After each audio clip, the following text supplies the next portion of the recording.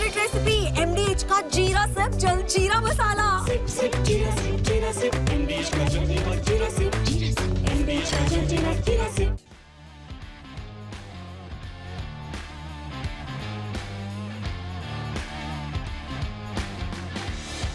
नमस्कार, स्पोर्ट्स 9 में आप सभी का स्वागत है। मैं हूं शिवेंद्र और आज करोड़ों क्रिकेट फैंस दुनिया भर में जो फैले हुए हैं उनकी निगाहें हैं ओवल पर। ओवल में आज टेस्ट मैच का आखिरी दिन है। बड़ा ही फंसा हुआ मैच है, इसलिए क्योंकि 35 रन चाहिए। साउथ अफ्रीका को जिस तरह से भारत ने T20 वर्ल्ड कप में हराया था, आपको याद है वो कैच जो हार्दिक पांड्या की गेंद पर पकड़ा था सूर्य कुमार यादव ने बाउंड्री पर। वहां वो सिर्फ क्रिकेटिंग एबिलिटी नहीं थी, वहां थोड़ा सा ऊपर वाले का साथ था। तो जो 35 रन चाहिए इंग्लैंड को, वो भले ही छोटे लग रहे हैं लेकिन विकेट भी अब सिर्फ 4 ही चाहिए भारत को। तो मुकाबला जबरदस्त होगा, इसी पर बात करेंगे। लेकिन जो हमने कहा आज वीडियो वॉल पर वही मैसेज भी है कि टीम इंडिया को चाहिए किस्मत का साथ। अगर भारतीय टीम को इंग्लैंड को ये मैच हराना है और सीरीज को 2-2 से बराबर करना है तो थोड़ी दुआएं आप भी करिए, थोड़ा सा किस्मत का साथ मिलेगा। क्या पता ये जो असंभव सा लग रहा लक्ष्य है वो भारतीय टीम की पकड़ में आ जाए और भारतीय टीम यहां से सीरीज बराबर कर ले। बातचीत शुरू करते हैं सिलसिलेवार तरीके से। सबसे पहले आपको अपडेट बताते हैं कि आज जो है वो ओवल टेस्ट मैच का आखिरी दिन है। बेहद रोमांचक मोड़ पर पहुंच चुका है ओवल टेस्ट मैच। दोपहर 3:30 बजे से आज का खेल शुरू होगा। इंग्लैंड को जीत के लिए चाहिए 35 रन और भारत को जीत के लिए चाहिए 4 विकेट। एक वक्त ऐसा था जब इंग्लैंड की टीम ने बल्लेबाजी शुरू की और उसके सामने लगभग 450 रन का लक्ष्य था, तो लगा कि भारतीय टीम इस टेस्ट मैच को आसानी से जीत लेगी। लेकिन उसके बाद जिस तरीके से इंग्लैंड की टीम ने बल्लेबाजी की और जिस तरह का करारा जवाब दिया उन्होंने एक बड़े लक्ष्य का पीछा करते हुए, ये बात तो साफ हो गई कि आधुनिक क्रिकेट में अगर हम पिछले कुछ दशकों के क्रिकेट की बात करेंगे तो वहां पर इंग्लैंड की टीम चौथी पारी में वो जो लक्ष्य का पीछा करने में टीमें लड़खड़ाती हैं, घबराती हैं, उससे ऊपर उठ चुकी है। और यही वजह है कि 374 रन का टारगेट भी बहुत छोटा लगने लगा इंग्लैंड की टीम के सामने। जिस तरह की शुरुआत दिलाई बेन डकेट ने, उसके बाद जिस तरीके से जो रूट ने शतक लगाया, हैरी ब्रूक ने शतक लगाया और टेस्ट मैच की पारंपरिक परिभाषा के हिसाब से चौथी पारी में जो बल्लेबाजों के पांव कांपते हैं, जो बल्लेबाजी लड़खड़ाती है, वैसा कुछ भी देखने को नहीं मिला। इंग्लैंड की टीम ने बड़ी कमाल की बल्लेबाजी की। हाँ, एक चीज जरूर है कि वो जो मैच के तीसरे दिन जिस तरीके से गेंद हरकत कर रही थी, जिस तरह से गेंदबाजों को अप्रत्याशित किस्म की मदद मिल रही थी, वैसी मदद चौथे दिन देखने को नहीं मिली गेंदबाजों को बड़ी मेहनत करनी पड़ी, बड़ी मशक्कत करनी पड़ी और इसीलिए इंग्लैंड की टीम के लिए बल्लेबाजी करना अपेक्षाकृत आसान रहा। अपेक्षाकृत मैं शब्द जानबूझकर इस्तेमाल कर रहा हूं क्योंकि यह कहना बिल्कुल गलत होगा कि बल्लेबाजी करना आसान हो गया। बल्लेबाजी चौथी पारी में दुनिया की किसी भी विकेट पर करना मुश्किल ही होता है, लेकिन वहां पर हाँ अपेक्षाकृत आसान हुआ।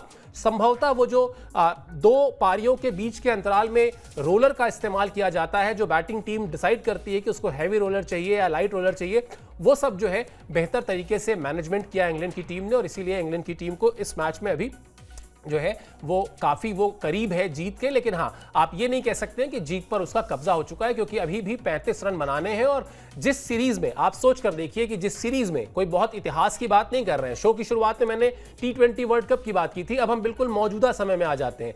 जिस सीरीज में एक टेस्ट मैच का फैसला 22 रन के अंतर से हुआ हो, उस सीरीज में अगर 35 रन अभी भारत के पास हैं तो फिर आप ये मान के चलिए कि भारतीय टीम इतनी आसानी से हार मानने वाली टीम नहीं है।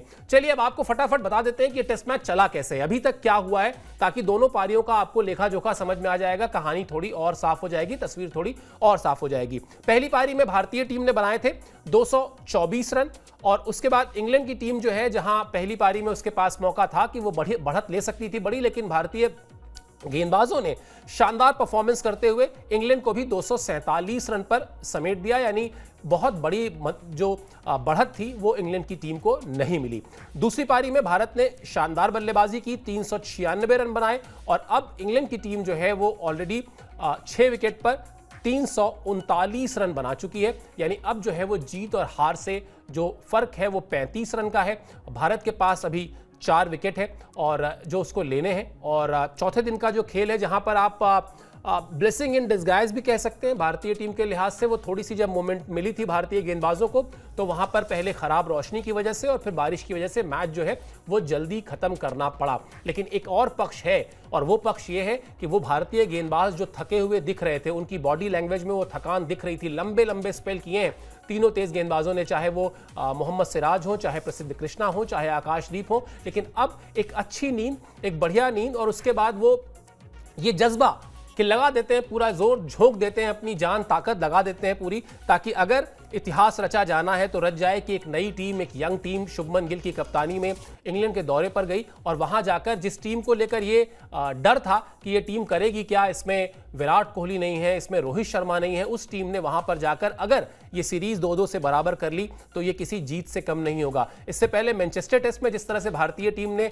143 ओवर बल्लेबाजी की थी और 143 ओवर बल्लेबाजी करके इंग्लैंड की जीत को नकार दिया था, इंग्लैंड को जीतने का जो ख्वाब था उसका वो तोड़ दिया था, वहां से सीरीज में भारतीय टीम के हौसले अच्छे खासे बुलंद हैं और अब उन्हीं बुलंद हौसलों की बदौलत भारतीय टीम को एक आखिरी जोर लगाना है, भारतीय टीम के गेंदबाजों को एक आखिरी जोर लगाना है कि काश ये जो 35 रन है उसमें उसको बनाने में इंग्लैंड के बल्लेबाजों को जो है वो जितनी ज्यादा से ज्यादा आप दिक्कत दे सकते हैं उतनी दिक्कत दीजिए, जीत हासिल करिए और फिर उसके बाद आप सीरीज को 2-2 से बराबर भी कर सकते हैं। इंग्लैंड के लिहाज से अगर आपको बताएं तो इंग्लैंड के लिहाज से स्थिति अभी यह है कि वहां पर जेमी स्मिथ और जेमी ओवर्टन क्रीज पर है।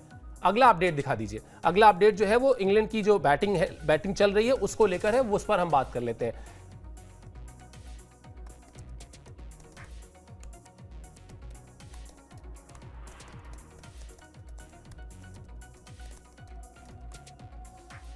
तो जेमी स्मिथ और जेमी ओवर्टन क्रीज पर हैं, इसमें 2 रन बना चुके हैं। ओवर्टन का खाता खुलना अभी बाकी है। जरूरत पड़ी तो क्रिस वोक्स भी बल्लेबाजी करेंगे। इस सीरीज में आपने देखा होगा कि किस तरह से कमाल का दमखम दिखाया है खिलाड़ियों ने, जो जोश और जज्बा दिखाया है वो चाहे आपको ऋषभ पंत याद होंगे, जिस तरह से चोट लगने के बाद वो बल्लेबाजी करने आए थे, उसके बाद दूसरे मैच में, अगले मैच में मैनचेस्टर में तो उनके पैर में फ्रैक्चर था, लेकिन वो फ्रैक्चर्ड पैर से भी बल्लेबाजी करने आए और अब ये दमखम दिखाने का मौका जो है वो क्रिस वोक्स का है। जो आपको याद होगा फील्डिंग के दौरान चोट लगी थी, कंधा जो है उसमें अच्छी खासी चोट लग गई, मैच से रूल आउट हो गए, लेकिन उसके बाद भी उन्होंने तय किया है कि वो बल्लेबाजी करेंगे अगर जरूरत पड़ी तो। इस पर जो रूट ने जो कहा है वो भी आपको दिखाएंगे, लेकिन पहले आपको बता देते हैं कि पिछली पारी में क्रिस वोक्स ने बल्लेबाजी नहीं की थी और जो चोट है उनकी वो चोट ठीक ठाक लगी थी, गेंदबाजी भी नहीं कर पाए और इसीलिए इंग्लैंड की तरफ से देखा जाए तो ये इस मैच में एक बड़ा झटका था, क्योंकि कप्तान बेन स्टोक्स नहीं खेल रहे, उसके अलावा जोफ्रा आर्चर नहीं खेल रहे थे, ब्रैंडन कास नहीं खेल रहे थे। खैर ब्रैंडन कास और जोफ्रा आर्चर को आराम दिया गया था, बेन स्टोक्स को तो बाकायदा चोटिल थे, इंजर्ड थे। उसके बाद मैच शुरू होता है तो उसमें क्रिस वोक्स को भी चोट लग जाती है और एक जो लीडिंग आपका फास्ट बॉलर है वो चोटिल हो जाता है, गेंदबाजी नहीं कर पाता है मैच में। वहां पर इंग्लैंड के लिए बड़ा झटका था, लेकिन अब जो खबर आ रही है वो यही कि अगर जरूरत पड़ी तो वो बल्लेबाजी करेंगे। क्या कहा है उनको लेकर जो रूट ने, उनका आपको स्टेटमेंट दिखाते हैं। जो कल का दिन का खेल खत्म होने के बाद जो खिलाड़ी आते हैं दोनों ही टीमों से, वो अपनी अपनी बात रखते हैं। उन्होंने कहा कि वो बल्लेबाजी के लिए तैयार हैं। ये सीरीज इस तरह की रही कि हर खिलाड़ी जोखिम लेने को तैयार है। उम्मीद करता हूं कि इसकी नौबत नहीं आएगी, लेकिन उन्होंने तैयारी कर ली है। क्रिस वोक्स ने इंडोर नेट्स में थ्रो डाउन की प्रैक्टिस की है, जरूरत पड़ी तो वो बल्लेबाजी के लिए उतरेंगे, वो हर हाल में बल्लेबाजी के लिए तैयार है।